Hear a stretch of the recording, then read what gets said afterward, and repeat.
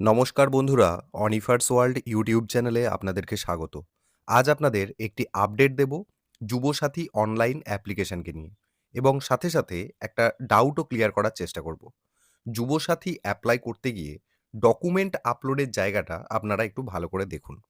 দেখুন এই জায়গায় ডকুমেন্ট টাইপ বলে যে জায়গাটা আছে, এখানে সিলেক্ট বাটনে ক্লিক করলে যে ডকুমেন্টগুলো আপনাকে আপলোড করতে হবে, প্রত্যেকটি ডকুমেন্টের পাশে ব্র্যাকেটে দেখুন লেখা আছে সেলফ অ্যাটেস্টেড।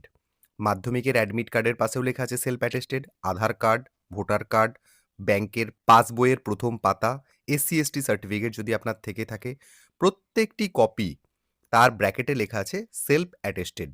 অর্থাৎ আপনাকে ডকুমেন্টে নিজের সই করতে হবে, ফুল সিগনেচার। কিন্তু ছবি এবং সাইন এই দুটোর ক্ষেত্রে সেলফ অ্যাটেস্টেশনের কোনো ব্যাপার নেই। তো এখন ব্যাপার হচ্ছে এই যে আপডেটটা, হঠাৎ করে গতকাল রাত্রে কিন্তু এই আপডেটটা এসেছে।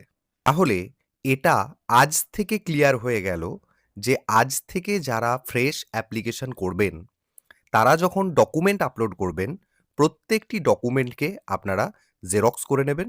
তারপর তার নিচে সেলফ অ্যাটেস্টেশন করবেন। তারপর সেটাকে স্ক্যান করে তারপর সেটাকে আপলোড করবেন। এটা আজ থেকে নিয়ম। কিন্তু এখন প্রশ্ন হচ্ছে যে যারা এই আপডেটটি আসার পূর্বে অ্যাপ্লাই করেছেন, অরিজিনাল ডকুমেন্ট স্ক্যান করে আপলোড করেছেন, তাদের অ্যাপ্লিকেশন কি তাহলে রিজেক্ট হয়ে যাবে? হবে না।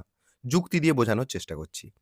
কারণ অ্যাপ্লিকেশন তখনই বাতিল হতো যদি একদম শুরুর দিন থেকে ডকুমেন্টগুলির পাশে লেখা থাকতো সেলফ অ্যাটেস্টেড। যেমনটা দেখুন আজ থেকে লেখা হয়েছে। এতদিন পর্যন্ত আমি অনলাইন অ্যাপ্লিকেশনের ভিডিও দিয়েছি, সেখানে কিন্তু এই ধরনের কোনো সেলফ অ্যাটেস্টেড কথাটা লেখা ছিল না। সেটা আপনারা ভিডিও দেখলেই বুঝতে পারবেন। সিম্পলি কি ডকুমেন্ট আপলোড করতে হবে তার লিস্টটা দেওয়া ছিল। যেহেতু আপডেটটা গতরাতে এসেছে, তাই তার আগে পর্যন্ত যারা অরিজিনাল ডকুমেন্ট আপলোড করেছেন, তাদের কোনোভাবেই বাতিল হবে না। এটা লজিক্যালি বোঝা যাচ্ছে। কারণ যে কোনো আপডেট যেদিন আসে, ঠিক সেদিন থেকেই কার্যকর হয়। তার আগে থেকে নয়। আরেকটা যুক্তি দিই, ধরুন কেউ অরিজিনাল ডকুমেন্টের কালার জেরক্স করে স্ক্যান করলো। মানে আমি তর্কের খাতিরে এই কথাটা বলছি।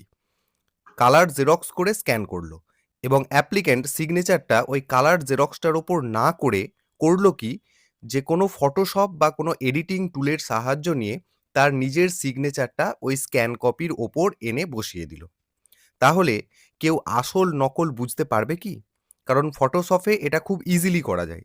সত্যি বলতে যে এটা তো কোনো চাকরির পরীক্ষা নয়। তাই আপনাকে যখন হয়তো পরীক্ষা দিতে যাবেন, সেই সময় আপনি পূর্বে কি সই করেছিলেন আর পরীক্ষা দিতে এসে কি সই করছেন, এই দুটোর যে ভেরিফিকেশন, সেই সইটা ভেরিফাই করবে কে? অতএব এটাই বলার যে যারা আজ থেকে ফিল আপ করবেন, তারা জেরক্স করে সেলফ অ্যাটেস্টেড করে আপলোড করুন। কারণ এটাই বর্তমানে আপডেট অনুযায়ী একদম সঠিক পদ্ধতি। আর আগের অ্যাপ্লিক্যান্টরা যারা অরিজিনাল ডকুমেন্ট আপলোড করেছেন, তারাও নিশ্চিন্ত থাকুন, তাদেরও অ্যাপ্লিকেশন কিন্তু কোনোভাবেই বাদ যাবে না। তো অবশ্যই এই আপডেটটি সবার সাথে শেয়ার করুন এবং আপনারা যারা আমার চ্যানেলে নতুন, তারা চ্যানেলটিকে সাবস্ক্রাইব করে নিতে ভুলবেন না।